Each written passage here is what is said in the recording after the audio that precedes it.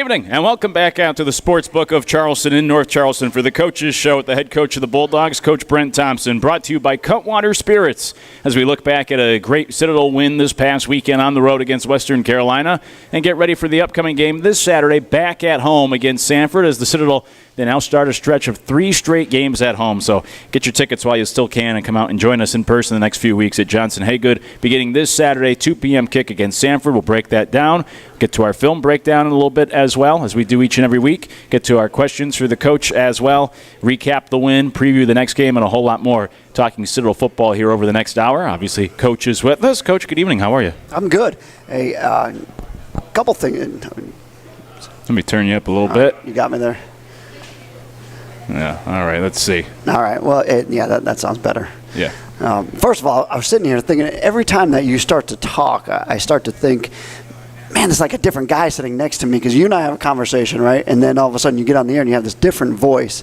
And we always, in the staff room, we always make fun of each other, right? Is when we get up in front of the team, we have a different voice, right? We have a coaching voice. Well, you have this radio voice. And I don't know why it surprises me every single time. I'm like, God, that's like the guy that I was just talking to. All of a sudden he just changes his voice on me. But no, so everything's been good, man. We've had a good week. We had a good week of preparation last week. Hopefully we'll have another good week of preparation this week. Not bad today. We had a couple good periods today, but we need to clean some things up. We've got a good Sanford team. These guys are, they got one loss. They got one loss to a very good Georgia team. They played them extremely well. They're riding high right now, and hopefully we are too after coming off our best overall performance. It wasn't just an offensive performance or a defensive performance. It was just an overall good performance of a day that we really needed to have. Yeah, so let's spend a few moments on that before we look ahead to Sanford because it was such a great win and a great performance from your team, like you said. I mean, not often do you see a team go on the road in conference play and not have to punt all game. And I thought also the great thing about it, other than obviously the final score, you guys were in control of the game, but it seemed like everybody was making plays. You mentioned this in your press conference, but whether it was Ricky Conway with a couple of different touchdowns, Jay Graves Billups, Javon Wallace leading the team and tackles on defense, the new quarterback comes in, plays great. So it seemed like one of those complete team performances on Saturday. It was, and the defense side, we had 2 interceptions. Don Poole has 2 interceptions right there. A team that's very, very scary. The Western Carolina, that's a team that on paper, or really if you look at the past history, they probably don't match up well. We don't match up well against those guys. They are a chuck it down the field kind of a team. They've got a good running game. They're very big up front. Quarterback, even though he was a freshman, both of their quarterbacks were very good. The freshman came in and had like 300 of those 700 yards last week against Furman. So we were just equally as afraid of him as we were the senior in there. So good performance. I thought the defense really did a good job of keeping the ball in front of them. We let up a couple touchdowns there late when we were playing kind of a little bit of a prevent just to keep the ball in front of us a little bit more. And then offense, it was just good to see as we were in sync, in rhythm. We got first downs. We went for it on fourth down. We got it most of the time, which was nice. Our third down percentage was way up where it should have been. Our red zone scoring percentage was a lot better. We kicked a couple field goals there. I would have liked to have scored a couple more touchdowns, but overall, you can't complain. What was the key that you saw in the difference in the offense inside the 20? Because as you said, much better this time around in the red zone. And it was challenging because they took the fullback away from us. I went into the game thinking that we were going to have to run the fullback, take a little bit of pressure off of Grayson, and have some predetermined runs in there. We didn't have a whole lot. They didn't give us a whole lot inside, so we had to make our own room in there. And Grayson did a good job. I thought he squared his shoulders up and he got first downs and he knew where it was going to be at. But it all started with those 4 or 5 guys up front at the point of attack that did a good job as well. Yeah, you mentioned Grayson. Don't allow me to bury the lead. He comes in first career start, third on the depth chart. Played fantastic. Had the rushing touchdown on the first drive, had a passing touchdown shortly after. Had the 4th most carries for a Citadel rusher in program history in his first ever game and did a great job carrying the football, leading that offense, did a good job through the air. So all in all, for him to step in like that in a pinch here in his first start, just what did you see from the quarterback? Well, first of all, you're right. I ran him to death. I ran as much as I could probably out of him to the point where I think he was calling for me to give it to the fullback. I was just we didn't really have a great play to go to. I took a few plays off of him a little bit. The A-backs took some pressure off of him. But he went out there and just executed. He went out there and did what he was coached to do, which was nice. Lou's done a good job of preparing him. He's done a good job of preparing him for the last 3 years. And he was my only concern with Grayson was he hasn't played football in 4 years, and it's live football in 4 years. He's had a few scrimmages and unfortunately got hurt in one of those scrimmages, and you don't know how that's going to affect a player. But boy, to his credit, he battled back from the injury. Number one, he was way ahead of a lot of his rehabs, which was good. He put a lot of good weight back on. And the next thing was just to go ahead and get out there and get confidence in it and run on it. So I knew I was going to have to run him early, and I told him, I was like, look, I'm going to run this thing out of you, take a couple shots, just take care of the football, get yards here. And then once we got through that phase of it, after like the first 4 or 5 plays of the drive, I knew that I could start to have him read and check. He's very, very smart. He's very intelligent. He can read and check things like that. And then when I felt like we had the defense lined up, we were going to take our play action shots, and that's where Ricky came in. Ricky had a couple nice catches right there. Javonte Graves-Billups had a couple nice catches in there. He threw a couple really nice balls. We got to continue to work his throwing game a little bit and just make sure that his eyes are always in the right spot. You shared the story of him coming to you about 2 weeks ago, looking for an opportunity, or saying he's ready to go at this point after all the injuries he's gone through. What was it that you saw from him the last week or two in practice that you felt confident, like, hey, you know what, he is ready for this opportunity on Saturday? One of the things that I shared with them was we do a drill at the beginning of every single Tuesday and Wednesday during the week. It's called a tempo drill, and we really do it for our defense to get lined up. It's a no-huddle drill. We treat it as a 2-minute drill for our offense. And when we go out there and run that drill, it's chaotic, it's hectic. We try to make it a game simulation. We're going as fast as we possibly can for both sides of the ball. So I said, look, Grayson, here's what I'm going to do is we're going to play you with the ones in this group. This is probably the best ones versus ones that I can give you in a live game scenario that I can give you and help you out with this. And then I'm going to take this and I'm going to judge, where I think you are and if I think you're ready yet. But here's what you need to work on, all right? You need to get the play call in, you need to have good rhythm, you need to have good tempo, and you need to just, calm down, let everything go, all right, and let these guys run their routes and run the play. So the first Tuesday and Wednesday, I thought, he threw the ball extremely well. I came back, I said, you got it. You kind of got to just settle down a little bit more, have a calm head about you, and then that way everybody else around you will have a calm head, because then that is an uptight scenario. That's a chaotic situation. If you can do that, then I'd feel better about you kind of getting into the game a little bit. I wasn't going to live hit him. I wasn't going to live hit him in practice. I didn't want to take those chances, but I needed to at least give him a live rush, at least give him a live pressure situation, and put him underneath a little bit of a 2-minute up-tempo deal. So when I saw that, we did that for about four practices, and then circumstances where it just happened to go in his favor to be able to play.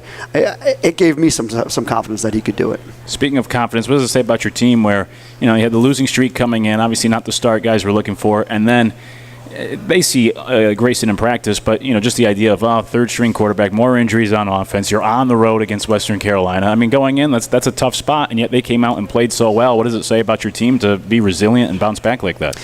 Well, first of all, I challenged their character coming out of the Wofford game. That was number one. Not knowing who the quarterback was going to be, not even knowing. That was number one. Number two was, Grayson's been around. Everybody kind of knows who he is. He's a junior. He's been in the program a while. They know what he's all about. They've seen him lift. They've seen him train. They've seen him in a film room where he's like I said, he's very, very sharp in the weight room. In the film room, he's very, very good in the weight room. So I think all that helped their confidence. But the one thing that we had to do was have success early, and we needed that. The first drive to go our way, and the first drive went our way, and then the defense holds, and then the second drive goes your way, and then that started to create some momentum and some trust in them, and guys, and they fed off of each other, and it was the most upbeat sideline that we had all year long, because you didn't ride those waves. We really didn't have a lull or a letdown. Yeah. If we did, it was kind of very, very short, and we just got back on offense and we got going again, which was nice. Well, you don't have to punt. Yeah, certainly. They didn't punt at all and scored first, as you said, and just held the lead the rest of the way and never looked back, and up by over 20 points there and ended up winning at Western Carolina.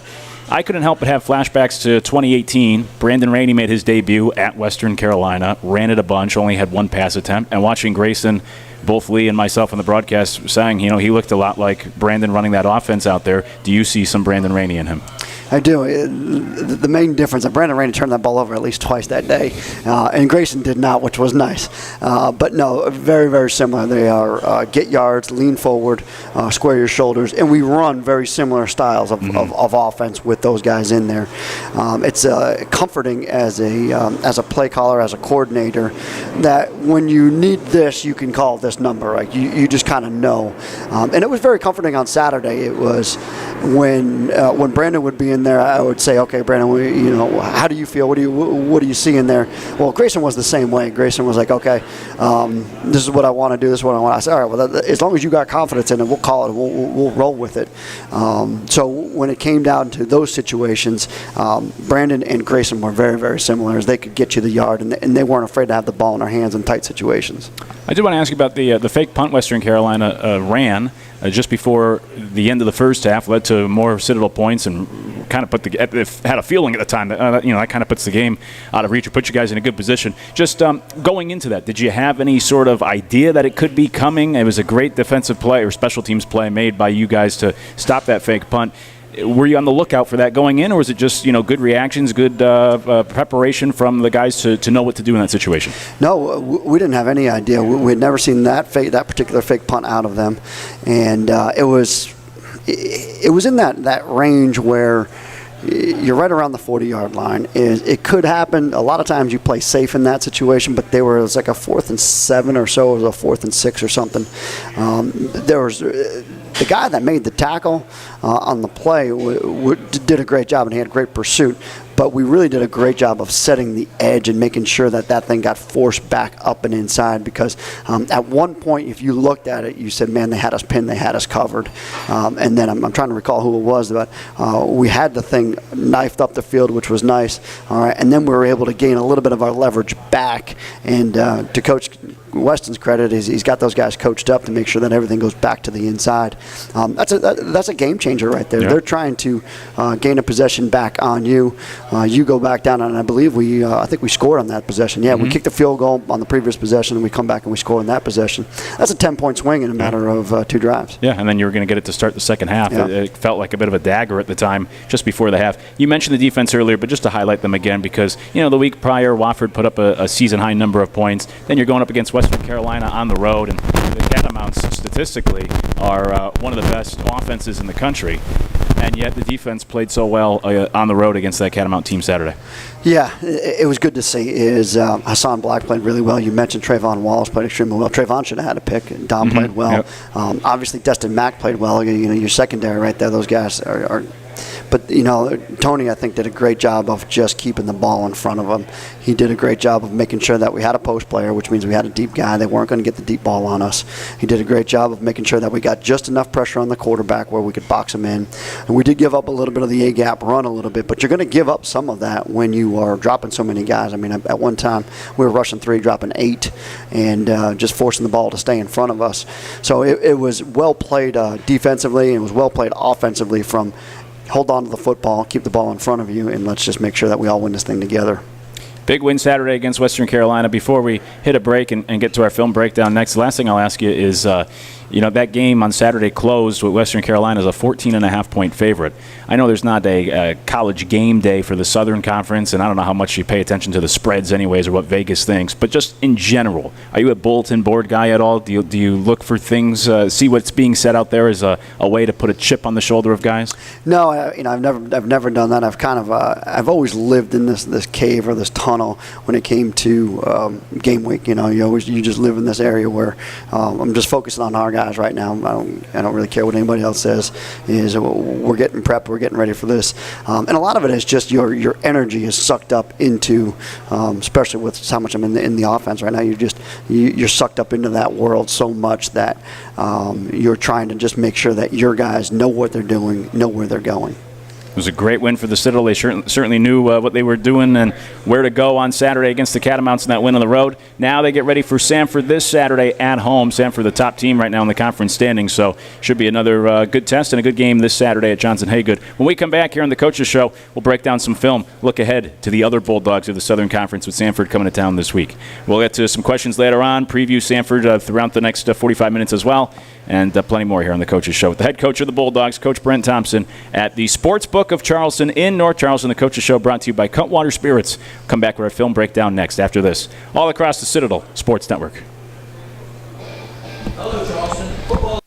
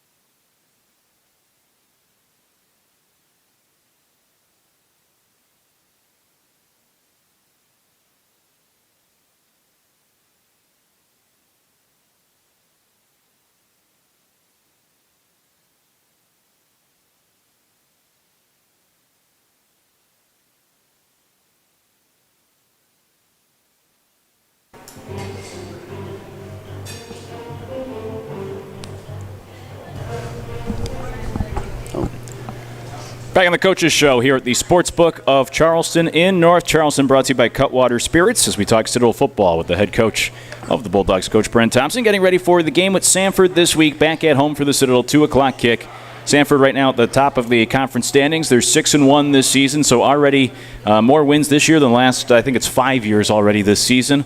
And they're undefeated in the conference, having won 5 in a row. Their one loss was at Georgia, 33-0. Otherwise, non-conference victories against Tennessee Tech and number 8 Kennesaw State at the time. And in conference play, they've beaten Western Carolina and Furman, Wofford, And this past week, ETSU 55-45, scoring a season-high number of points on the road in that game. The 55 points for the Sanford offense that is right behind Western Carolina in terms of the top of the conference for passing offense this season. So a similar test in terms of their capabilities on offense this week for the Bulldogs. And it's time now for our film review and film breakdown that we do this time each and every week here on the Coaches Show. So as we look ahead to Sanford, Coach, I hand things off to you to break it down and show us some of the things that they do. Well, I took Sanford's number one pass play, as I really do enjoy watching their offense. I'm not a huge pass guy, but I do enjoy watching their concepts here. So I took one concept from them, and they've got a couple different variations, and I do this a lot with, I did it with the RPO game, I did it with the power RPO game, I did it with the counter RPO game a couple weeks ago, but this is just a fairly base, and this is his base formation. This is what allows him to go pretty fast, because he knows kind of the lineup that they're going to be in. So this would be kind of a pairs situation for us. All right, they got two receivers deployed both sides right here, and as you can see, ETSU's in one of those drop 8 scenarios, right? They got 3 down linemen. They're in a drop 8 scenario here, and these guys see it all the time. I think when Coach Harrell was here, I think at one point we may have dropped 9 in rush 2 that year that they had the really good quarterback in there, and we beat them in 16. But so the concept that I'm going to talk about is what everybody refers to as mesh, okay? It's very popular amongst Air Raid, Mike Leach. You'll see it's one of their base routes, and it's a great concept, and this is why I like it. So they take these two guys right here, and they just run them on what we would call outbacks, all right? These guys are just running really deep out cuts, all right? Deep out cuts. So these guys right here, if they get these soft zone guys, right, the ball's going to go outside, okay? They take these two guys right here, and then they mesh them over the middle, and that's kind of where it comes from. So one guy goes high, one guy goes low. Now, if they feel man-to-man coverage, and this is a lot of the conversions that they make, if they feel man-to-man coverage, these two guys will just keep on running, and they're going to try to pick each other's off, right, each other's guy off. If they don't, and you'll see it on this film, is they'll sit. All right, they'll sit, and then they'll find this hole right here, and that's kind of where the ball goes. So rolling the thing back is these two guys, here we go, there, all right? Now, press coverage, this converts to a fade route, okay? They don't run the out back into it, so they convert it into a vertical route. You'll see on this film where he just takes a shot at it at some point. He's going to take the matchup, likes to match up. The other one is the variation on it, and this is the one that really you got to be careful of, all right? This one right here, so they've been running the outback all day long, then all of a sudden he fakes the outback, kind of gives it this little corner nod, right? And then he hits the post. And the guy is so wide open in this game right here. I think the defensive back actually gave up. So I'll show you all the different variations of that one particular play. I think I've got 5 of them on here. All right. So there they go. They could see it, right? So this guy feels man, all right, feels the safety playing a man. So he's going to go ahead and keep on rubbing. So they've got the underneath all the way off. Well, look at this on the other side. So they got a guy dropping underneath the outback on this side, but on this side it's nice and soft, all right? These are easy throws for these quarterbacks, right? He just sits there and makes the throw, and right there, believe it or not, I mean, you're 10 to 12 yards down the field already, all right? Good protection, free release the back, all right? I'm sure the back has got some sort of protection responsibility by the way that it looks, all right? Typically they would have one of these two guys play side guys, everybody else, and then if nobody comes in, they would just check it all the way off and down. And that is how you lose to these guys right here. And this is exactly what happened to us in, I believe it was in 19. We played there, and we played in that 4-5 overtime game. We had to lead by like 10 points. They throw a similar route, and we just missed the tackle on it, and there's nobody left. All right, and it was just like this. You were right next to the sideline right here, and that's exactly. I believe it was Lane. Lane came in for a really good hit. Fell off the guy, and the next thing you know, he goes because there's nobody else left. That's these are how you let big plays happen on you.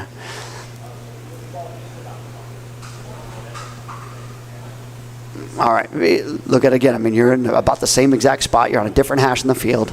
All right, and now you're going to get the same exact concept. So he runs this route. He ran this route 8 times in one game. Okay, so here's the different variation on it, right? All right, down here they got press coverage, so he's got to take this guy and try to run him off to convert this thing. All right, he's got zone coverage. Right, everybody's dropped off, so these are technically like checkdowns for him. He's got an easy checkdown to go to. All right, however, he's got this safety. Watch what the safety does. The safety's out of the middle of the field, so he knows he's got one-on-one right here. Watch this little nod. Nod to the corner. Open him up. All right, open him up. Next thing you know, it's done. There's nothing more he could do. All right, and when there's no post safety left in the middle of the field, this is what happens. So you just saw 2 plays, 8 times they ran this, and they scored twice in the same play. All right, from about the same spot in the field. I talk about a play where you have to defend it. All right, this is one thing that we have to work. We'll do this is we will put routes in just so that our defense gets work at them. All right, we end up liking them. We end up using them. There's been about 3 or 4 routes that we've used because we've liked them. We've just put them in to help our defense out. So we've had to do it with this route. We've had to make it as much as we possibly could into our own route. So open access corner. Same thing here. All right, open access corner, same thing there. All right, they're well timed up. It gets the ball out quick. This is why everybody always talks about, well, can you get a pass rush on them? Well, look at it. I mean, how many seconds is this? Ready? 1,000, 2 1,000. If you get 4 1,000, you got a chance, but 2 1,000, you really don't. All right, that's why you've got to be careful in your coverage. You got to be careful in your blitzes. All right, and what you're bringing back underneath. So he feels it, right? He feels that there's no under coverage. He's hot. All right, he's hot. He's the 4th rusher. All right, nice and easy for him. This is what they do. They sit back all day long and they space you out. They throw Skelly every single day. They wear half pads out there. All right, and they just go out there and this is what they do: throw and catch, throw and catch, throw and catch.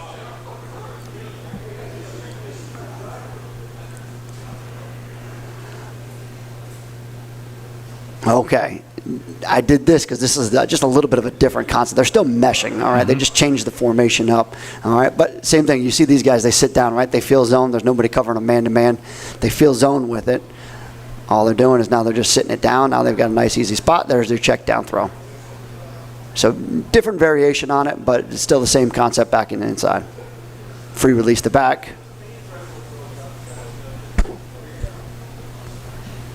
And that's a 6-yard gain. And they ran all those guys off. That's a 6-yard gain. So they're going to get their yards. We just got to make sure that you tackle it. You make a play on the football. You hopefully try to pop one out, or they throw it to you at least once. Same thing here, though. Like, how much time do you have on here? Pass rush. They got a little bit of a game on right here. A little twist right here. Ready? 1 1,000, 2 1,000, 3 1,000, 4 1. It's out. It's got to be out. And that's long for him because he's already looked all the way down the field. That's his check down at that point. All right, back to the pairs formation, edge pressure again. All right, he's got a lot of pressure, so now he's got anywhere that he wants to go. So what did he do? He did the same exact thing, right? He looks it off. Now he's going to take his shot. There's your press conversion.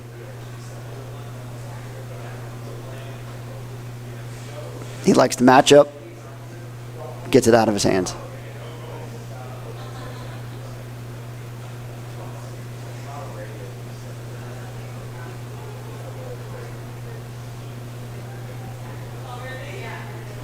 All right, the last thing, so this is our offense. Now, I take you back to last week. Once again, we've got a new coordinator this week. We don't really know how they're going to attack us this week.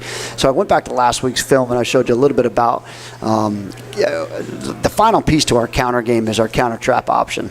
All right, and our counter trap option, it comes off of our veer. So everything's supposed to look like veer. What we want to do here is we want to give everybody the safety in particular. So we go into the game. We're going to say we need to control these guys, right? So we need to control play side linebacker, backside linebacker, and safety. So in order to do that, this safety was in the alley. You've got to be running some pretty good veer. We actually had a few good veer plays last week. A couple different things. We cracked the safety a couple times. We cracked the safety on the backside of this play a little bit as well. So a couple different variations on it. So a counter trap option, I showed you the counter trap. All right, we saw the counter trap against ETSU. This is kind of the option play off of it. We don't use it nearly as much as the trap itself. The trap itself is a really, really good play. The counter trap is you got to have things going a certain direction. So we want to control our 4 techniques or 5 techniques here. These are our 5 techniques here. All right, we want to control these guys. So if these guys are up the field rushers or they're step out guys, you'll mostly get more trap out of us. Now, if these guys are squeeze guys, then you can get some trap option out of us. Well, how do you get them to squeeze? Well, you run the dive, all right? You run the dive or you run the trap in there.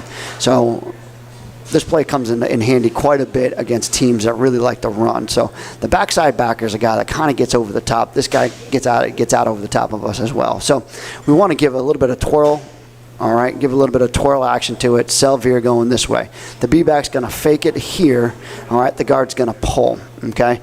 These two guys right here, these guys are going to base and they're going to veer in for the first play side inside linebacker to the backside linebacker, all right? Because we're pulling our guard, our center's got to block back, all right? So when our center blocks back, all right, he and the B-back will be responsible for the backside B gap and A gap. So center takes A gap, he takes B gap right here. All right. Anything that shows in the A gap, the center will take. Anything the B gap, the B back will take all the way up into the linebacker. So the A back comes back and he loads this guy, meaning he's going to block this guy on the outside pad. That's going to be our pitch key in this case right here. And then we're either going to crack this thing or block it straight up. Sometimes we crack it to try to gain 2 for 1 out here. We've got a man-to-man coverage to try to gain him back and just cut him loose. All right. Or sometimes we'll just block it straight up and say that he's going to make the play late down the field. All right, the key to it is this, is the quarterback right here. So the quarterback's got to keep his eyes on his backside. All right, he's got to peek out the backside of his helmet right here to make sure that he knows where his pitch key is. All right, so when he fronts out, all right, he fronts out at 6 o'clock right here. He's going to pivot back inside, but he can't pivot back inside. He's got to clear all the space. He's got to clear the room for the guard. So the guard's going to come around. We squeeze this thing off. Cam Maui right here does a good job of squeezing this thing off. We come all the way around. We're going to gain our guard back. Our A-back is going to go ahead and load here to here, and now we've got a pretty good situation for us. There it is. Now, we just missed that. We got 2 guys to the safety who really didn't need to crack this look, all right, but you can see Grayson right here. He's going to get up and underneath this look. All right, you can see if we log this thing up, I believe this is Zach Blanchard right here. If he gets that thing logged up right there, we've got a really big play. As it stands, it's a decent play. All right, Grayson gets about 5 out of it, but the number one thing that we're doing, we froze number 5 here. We got 7 squeezing a little bit. We got 8 squeezing a little bit. All right, and now we've got a pretty good look at it. There's our A-back coming from the linebacker to the safety. All right, that's the safety for him, and we're in great shape. And we're about ready to gain our A-back back up here. If that thing's pitched, it could go for a ways. All right, let's take a look at it here. I've got about 4 clips of this. It becomes a little bit tricky when we get walk-up guys. Now, these guys do a really good job. All right, this is all communication because we've got to get this gap covered. So I told you that the B-back's got the B gap. All right, the center's got the A gap. So that guy's in the B gap right there. Well, we don't want to put this guy to the backfield. All right, that's going to be too much on us. So the tackle was smart enough to say, hey, I've got to take care of this guy right here. You can go ahead and slide back out to this guy. You'll see how this thing works out. This play could be dead in the backfield if we don't get something on this right here. So Terrius does a good job of getting that thing covered. We get that guy. We actually gain our guard back. See, this one we didn't crack. All right, we felt like we can get our guy all the way up to the safety. And now, really, Grayson, I think if we get this guy back down in pitch phase, that's probably going to score, all right, or at least get to the corner right there if he's probably down a little bit further down in pitch phase. Okay, you can see what happens if our A-back drifts. Right here, so he drifted back too far, and our quarterback's doing a good job. We don't realize the edge shortened so quickly. We got to get back in the phase as quickly as we possibly can. It's one of the harder things to do for an A-back on this play. All right, the other thing is the quarterback too has kind of a leap of faith here. He's got to flip that thing out there with a little bit of air underneath it and let our A-back run underneath it. It's a good look at it, the quarterback's action. Quarterback does a good job. You can see he's snapping his eyes back down and inside. He's going to clear his B-back. The B-back really should probably take this. There's a little bit of pressure coming off of this right here. Yeah, Braden does do enough to be able to get that thing pinned in there. All right. A-back needs to be a little bit tighter. He should be tighter off of the hip of Cam Maui right there. So that way we don't get any of this, so we don't get pressured all the way out. We can gain our guard all the way up to the safety, and then there's our pitch key, of course.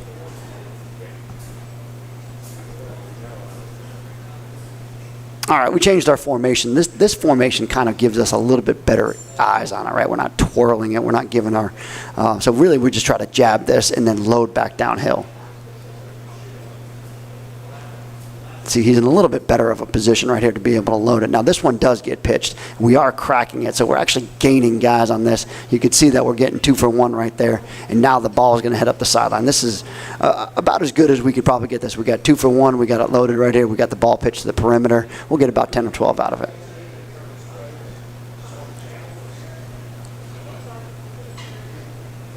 There's the B-back. Now the B-back, since he sees there's nothing in the B gap, he's going to try to gain himself back to this backside backer right here. We missed a little bit on the load, but at least he undercut us. Zach comes around and now pins everybody back down on the inside, and you can see the lane that we got. All right. he's got his back turned, and we got the safety pin, so we're in pretty decent shape there. I think this is the last one here.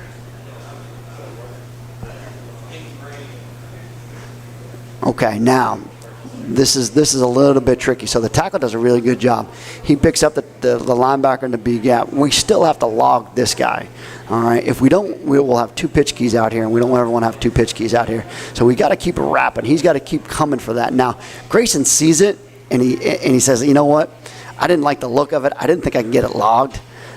So he gets underneath it, but as you can see, we do get it logged. We got this guy for this guy. That's our pitch key right there. The linebacker's inside. Is if he gets this thing pitched right here, we have a body for a body, a body for a body. We do have a pretty good play going. But, in the kid's defense is, number one, you see a lane, take it, and we're still getting 7 or 8 yards out of it. And you know what? If you can get 7 or 8 and you don't have to pitch the football, then, I'm perfectly fine with it. We're in pretty good shape right there. All right? But you look at it from this view, you can see that doesn't look good. He's not going to get this guy logged up. But you can see Zach does get enough on it to be able to get outside of it. All right. And he just says, screw it, I'm going to get up and inside of it anyway. 2 really good things. This is a hard block to make. You got a stand-up guy right here. That's a hard block to make. And then we're doing a really good job. Bryson's doing a really good job on 90 right here, being able to control 90. 90 was a big guy. That was kind of the last of our counter and our counter series right there. So you had mesh, you had the 2 concepts right there. You had mesh and then counter trap option. And the obligatory reminder that if you're not here in person or you're not on YouTube watching, the breakdown is always archived in the full show. Just head over to the Citadel Sports YouTube page and you can watch the plays that Coach was just breaking down. The last 6 visits to that stadium against Western Carolina, the Citadel has ran for over 300 yards each of the last 6 games. Different coordinators, different players over there, even now a different head coach. Anything behind it, or is it just a coincidence that the Bulldogs always seem to run it well there? Should be our home field then, man. I mean, trips up there all day. Yeah, it's been a successful spot for the Citadel here in recent years, and as was the case Saturday.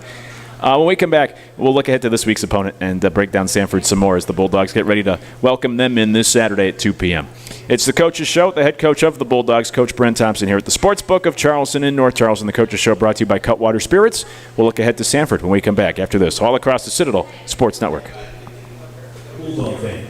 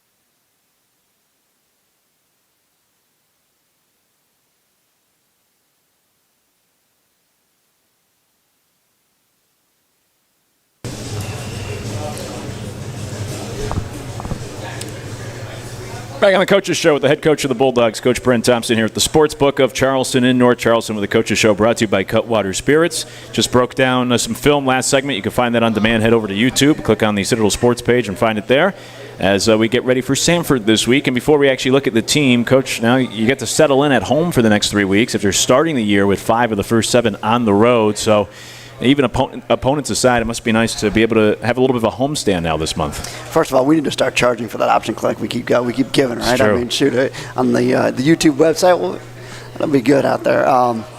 Yeah, it'll be nice. It certainly will be nice. It's the first thing I said in the press conference. John said, we're finally coming off the road after two straight weeks on the road, and 5 of our first 7 there. First thing I said is I'm just glad to not be climbing on a bus this Friday. And, it just gets to wear you out a little bit. Staying in the traveling and staying in hotels all the time. It's a lot. So it's good to be home. It's good to be home for 3 straight weeks. I even told the staff, I said we've got to get to the stadium. We haven't been in our own stadium in a few weeks. It's odd to sound like that, but so we're gonna have to go down there and do a walkthrough down there on Friday and at least kind of get used to being down there again. So it'll be good. It'll be nice. It'll be hopefully it'll be a nice day out there and at least make somebody else travel to see you. Yeah, absolutely. And for this week, that's Samford coming to town. Now, like Western Carolina, they like to throw the ball. They don't necessarily possess it a lot. They move quickly. So is it a similar approach? Last week we talked about getting ready for the Catamounts, how important time of possession was, being able, of course, to run the football as always. Same idea this week with Samford? Yeah, we've got to do the exact same things, and it really starts with just getting first downs. And we do have to control it. There's a formula to it, and you got to be careful, because if you try to chew too much of your own clock, then you'll either, one, set yourself back or get yourself out of a rhythm. So I kind of mentioned and alluded to it in the press conference. You really got to get that play call in by about 25 seconds, between 25 and 28 seconds. That gives you enough time to call the play, get it to the line of scrimmage, and then make any adjustments that you have to make to it. It also allows you to stay in a rhythm. All right, if you're getting the play in at 25, the ball's getting snapped at 3, 4, 5 seconds left on the clock. Boom, boom, boom. You just execute that rhythm, and the tempo of the offense kind of stays the same there. When we were a no huddle team, it was a little bit different. We were snapping, I believe, with like 12, 13 seconds on the clock. Just a little bit different philosophy, a little bit different take on it, but. With us huddling and everything, it allows us to chew a little bit more of that clock, and we certainly did last week. Yeah, Samford this season averaging only about 18 and a half minutes of possession time. Last week for the Citadel, you guys finished up second in your tenure in terms of time of possession. You were like 35 seconds away from setting the record.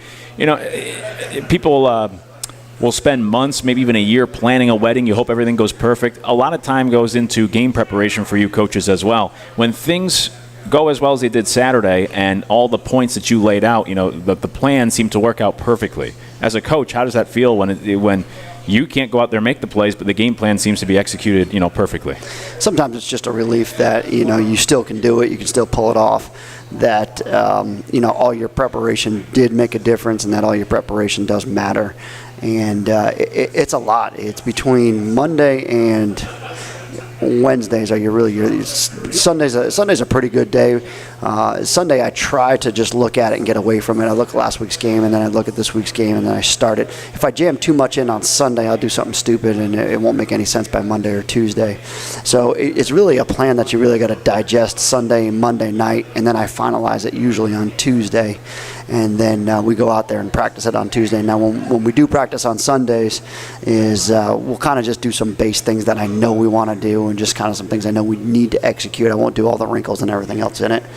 But by the time Thursday rolls around, and Thursday's a little bit of a long day just because you have more team time. You have more time that you're just trying to jam things in that you don't get to run during the week.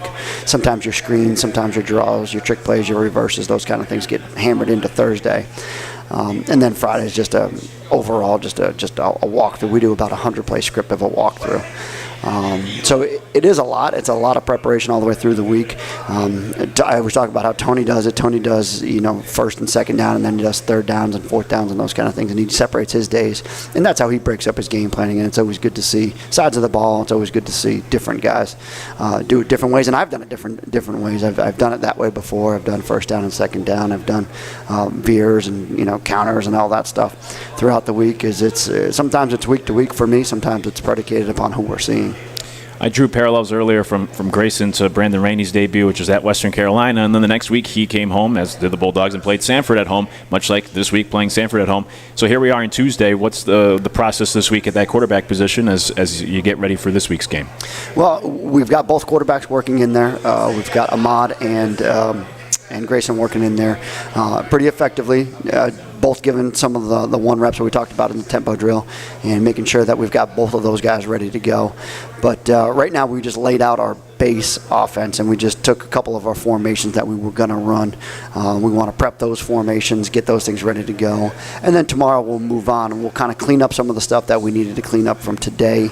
And then our inside run game, we kind of know what we're going to do. It'll be more of our veer option game that we want to make sure that we get good reps at tomorrow. And lastly, and then we'll get to some questions when we come back, but we did the film. We saw the film last segment. As we were getting ready for Western Carolina last week, you were warning us of the shots they like to take downfield.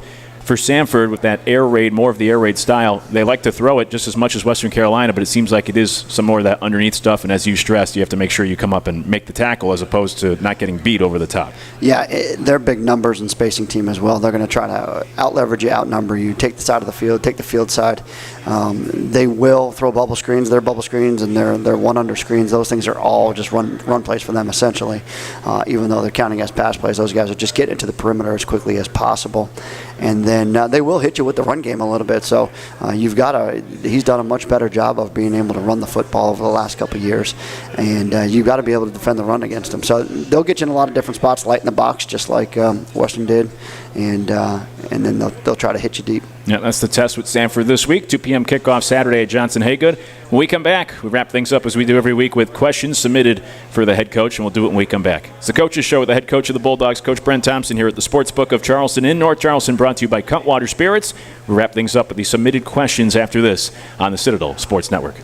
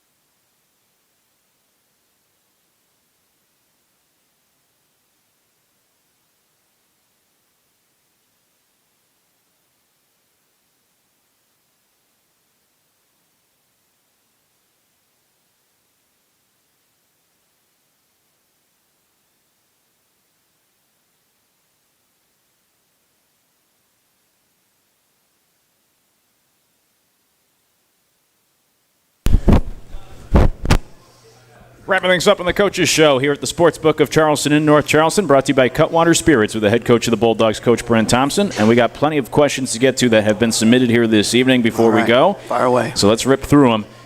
Starting with how are the fifth-year players helping the team this year? Well, it's nice. It's nice that you say that. We've got some really good ones that are helping us out. Ricky, we mentioned a couple of them today. Ricky Conway's doing a really good job for us. Trayvon Wallace is doing a really good job for us. You've seen Orlando Jones in there a little bit. We've seen some of the some of our defensive linemen, some of our linebackers in there. We've actually got some really good ones in there. I would say of about the 11 or 12 that were new this year, I think we're probably up to about 7 or 8 that have really done quite a bit for us. Billy wants to know, what is your greatest highlight since becoming head coach? Well, there's probably there's maybe 3 of them, really. Number one was the 2016 championship, and the game I always talk about was homecoming in Sanford, where we did beat them in the 2016 to win the championship. That was probably the highlight. Second one would be the Georgia Tech game. I think the Georgia Tech game was a great win. It was just an exciting game. That was thrilling. And then the third one would be Alabama, just having Alabama on the ropes for a little bit and being top of the college football world for those 2 or 3 hours on that Saturday. That day was pretty nice. Yeah, that was a lot of fun.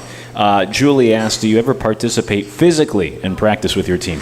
Well, I learned the lesson a few years ago. I was playing the reed key one day, and I closed down to take the fullback. And as I closed down to take the fullback, the quarterback came back and hit me right in the back of the head, knocked me out cold. It took me a while to get back. So from then on, I kind of learned I really don't get involved too much. I don't have any pads on in there. So I try to stay out of practice as much as possible anymore. Yeah, I don't blame you. Ann wants to know, how do you keep your interactions positive with your players if the game isn't going well? Yeah, it's challenging. Sometimes I'll lose it. Sometimes I'll let my frustration kind of get the better of me. I've gotten better over the years at it. I've been reading a lot of the Stoics of the world, right? And you just try to hold it all in there and control what you can control and move on from there. Those things are all past, and don't beat yourself up over the past. It's a constant battle an inner battle that I have with myself. When I was in the booth, it was worse. Because you feel like you have no control over the players because you're in the booth. So you really, really struggle with it. On the field, at least you can kind of talk to some people on the field. Did you see that Ken Dorsey clip? I did not know. Go viral of him freaking out in the booth. Pat asks, how do you make sure your players believe they can win? Well, it starts with their preparation, and it always starts with the weight room, number one. That builds their confidence. Their conditioning, number 2. And then their practice habits, the way that they practice, the way that they prepare. They have to understand that if you don't do it a certain way, in the process you will not win, and that's what you have to do every single day. Wyatt asks, as a coach, how did you climb the ladder and get recognized to get to your position? It's a long ways. I started out for 5 years. I was a quality control coach, which is kind of a long time, and I played Division III, so I started off at Division III, which is a bit challenging as well.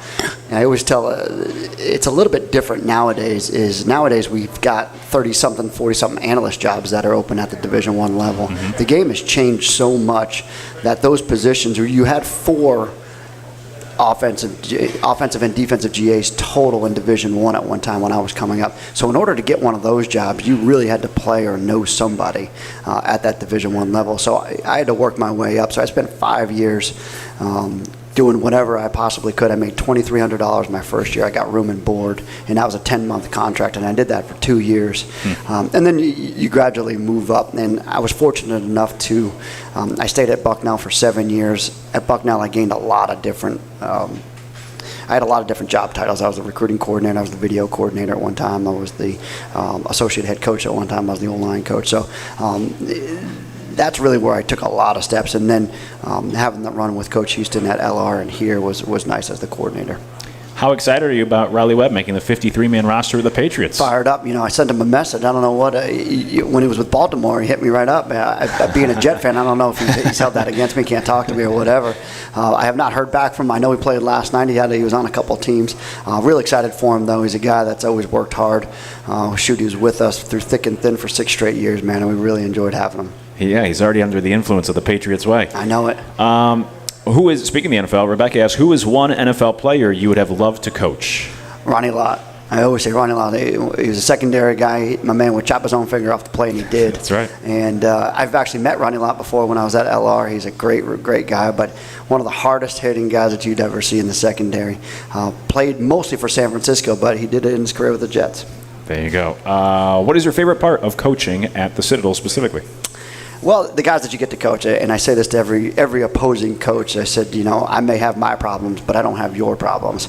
And, the problems are just different, but the kids that I get to coach every single day are usually some of the top kids. I mean, these kids are going on to be engineers. They're going on to great businesses, pharmaceuticals. I mean, the guys get jobs out of here. It's truly the reason why you coach. I said, if you come here, we will change your life. And that's no BS. And you'll say that some places, and you'll be like, just because you have a degree, right? Mm-hmm. But this place is you'll actually be changing the lives of some of those guys. We only have about 60 seconds. The answer may require more time, but Rick wants to know, how do you evaluate and select the starting quarterback?